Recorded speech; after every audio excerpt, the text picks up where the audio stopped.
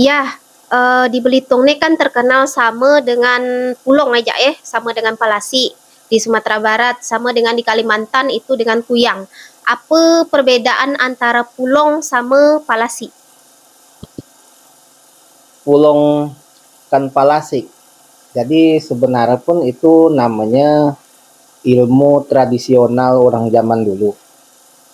Jadi dalam tradisi spiritual de Nusantara nih, jadi ada menuju ke ada tuh sifat. Nah, jadi sifat orang. Ada orang nok bersifat baik, ada orang nok sifatnya buruk. Tapi sebenarnya macam kuyang, macam pulong, palasik tuh sebenarnya sama ceritanya. Jadi kesamaan ini pun nujunya tuh ke sifat iri dengki. Jadi intinya orang-orang no punya ilmu itu punya sifat kedengkian di dalam diri. Jadi muatlah ilmu mereka teh bersekutu. Bersekutu kan makhluk energi dalam tradisi spiritual masyarakat kuno dulu. Akhirnya terciptalah ilmu-ilmu macam pulong, kuyang, palasi. Bukannya asal muasal dari Pulong, Kuyang, Palasi itu bukannya dari segi nak laga atau nak cantik? Jadi kalau cerita sih gini, kalau Pulong misalnya, Pulong kan zaman dulu, zaman kerajaan, adalah orang tuh kan Menteri Raja itu laga, nak ada pinang dari pangeran. Jadi orang nak biasa nih, nak jua kan pangeran. Akhirnya kan mereka itu debisik lah dari makhluk-makhluk goib, jadi mereka bersekutu untuk supaya laga teh adalah ritual-ritual yang mereka lakukan. Jadi sehingga mereka itu dalam istilah pulong itu makan darah datang bulan kan pisang emas dari ritual itu, tapi mereka tuh punya perjanjian menurun. Jadi kalau misalnya ilmu itu orang no pertama lah mati kan turun ke anak. Nah jadi turun temurun ilmu. Jadi untuk supaya laga ya itulah supaya dapat dena kayak dari pangeran kayak maksudnya untuk ngalahkan putri raja. Jadi cerita pulong tuh gitulah.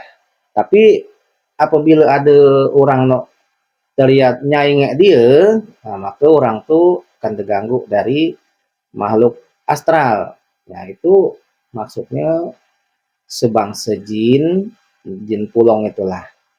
Jadi pandai ngerasuk ke orang. Gitu. Sampai sekarang apakah masih ada yang namanya Pulong sama Palasi ini nih sampai sekarang ini? Kalau sekarang ini sih sebenarnya memang perjanjian ilmu itu kan 7 turunan. Jadi kalaupun ada, kalau aci orang belajar tuh rasanya ndak ada. Tapi kalau berketurunan mungkin ada. Ada juga pun separuh orang lah berubat karena tahu bahwa dia pulong. Nah, palasi dengan pulong tuh sama. Jadi makan darah istilah gitu. Jadi macam darah itu orang-orang lagi hamil muda. Nah, gitu-gitu dirajin dari pulong palasi. Jadi palasi kan pulong itu pun sama sebenarnya. Itulah dia. Cuma beda wilayah kita nih beda nyebut lah. Palasi di Sumatera Barat. Amun ada orang terkena Palasi atau Pulong, kayak mana cara ngobatnya? Ya tergantung. Kalau pulong itu kan pulong paling takut kan bawang merah. Palasi juga gitu juga pakai bawang merah.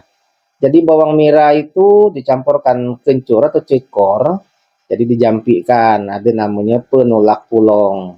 Jadi diusokkan di badan.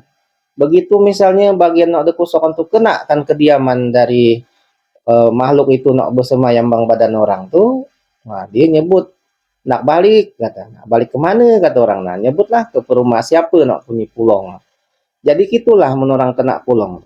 Jadi orang kena pulong tuh paling takut kan bawang merah.